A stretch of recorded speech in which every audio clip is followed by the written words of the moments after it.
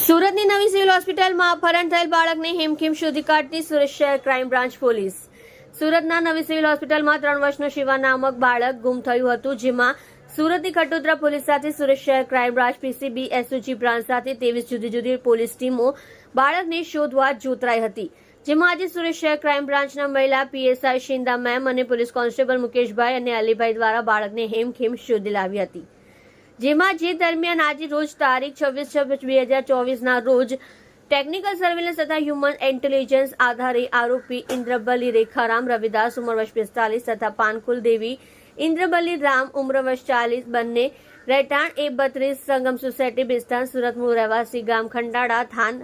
થાના ઓબરા જિલ્લો ઔરંગાબાદ બિહારને તેમના રહેણાંક મકાનમાંથી અપહરણ થયેલ 3 વર્ષના નાના બાળક સાથે પકડી પાડી અભ્યુત બાળકને અપહરણકારોની ચુંગલમાંથી હેમખેમ છોડાવવામાં ક્રાઇમ બ્રાન્ચને સફળતા મળે છે,